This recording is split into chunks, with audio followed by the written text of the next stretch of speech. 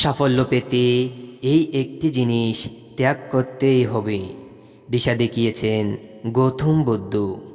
প্রতিটি মানুষের জীবনে কখনো ভালো কখনো খারাপ সময় আসে, কিন্তু মনের অহংকার দূর না করলে সাফল্য দীর্ঘস্থায়ী হয় না।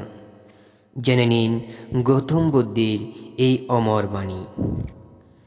জীবনে আমরা কখনো ভালো কাজ করি, আবার কখনো খারাপ কাজ করি। ভালো কাজের ফলে যেমন সম্মান ও খ্যাতি লাভ করা যায়, তেমনি খারাপ কাজের ফল হিসেবে নিন্দা ও সমালোচনার মুখে পড়তে হয় আমাদের। অনেক ভালো কাজ করার পরেও একটা খারাপ কাজের ছায়া সব ভালো কাজকে ঢেকে ফেলতে পারে। জেনে নিন নিজের জীবনের মাধ্যমে এই বিষয়ে কী শিক্ষা দিয়ে গিয়েছেন গৌতম বুদ্ধ। গৌতম বুদ্ধ ও শেঠের গল্প। একবার গৌতম বুদ্ধ একটি নগরে আসেন। গোটা নগরের লোক তাকে দেখতে ও তার কথা শুনতে ভিড় করে আসেন। গৌতম বুদ্ধের দর্শনার্থী সেই সব মানুষদের মধ্যে ছিলেন শহরের এক ধনী শেঠ।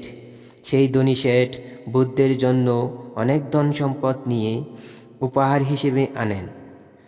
তার সঙ্গে তিনি গৌতম বুদ্ধের মাধ্যমে রাজার কাছে একটি বার্তা প্রেরণ করার ইচ্ছা পোষণ করেন। যখন ওই সম্পদশালী শেঠ বুদ্ধের সঙ্গে দেখা করেন, তখন তিনি বুদ্ধকে বলেন যে তিনি ওই শহরের একজন অত্যন্ত ধনী ও প্রভাবশালী ব্যক্তি। শেঠ আরও বলেন, আমি এই নগরের জন্য অনেক কিছু করেছি, অনেক বিদ্যালয় ও চিকিৎসা কেন্দ্র স্থাপন করেছি। এমনকি আপনি যে বহুমূল্য আসনে বসে আছেন তাও আমার তৈরি। বুদ্ধ চুপচাপ ওই শেঠের সব কথা শুনলেন। বুদ্ধ কোনো কথা বলছেন না দেখে শেঠ তখন ফিরে যাচ্ছেন।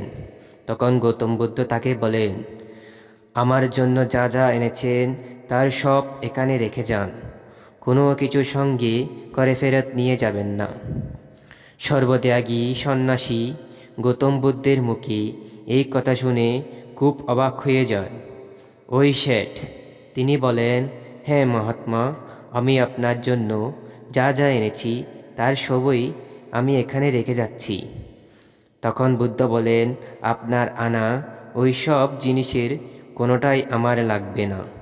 আমি চাই আপনার মন যে অহংকারে পরিপূর্ণ আছে, সেই অহংকার আপনি এখানেই ত্যাগ করে যান। এই কথা শুনে ওই শেঠ নিজের ভুল বুঝতে পারেন এবং নিজের অহংকার ত্যাগ করার শপথ নেন গৌতম বুদ্ধের চরণে। বন্ধুরা, ভিডিওটি কেমন লাগলো আপনারা কমেন্ট করে জানাবেন।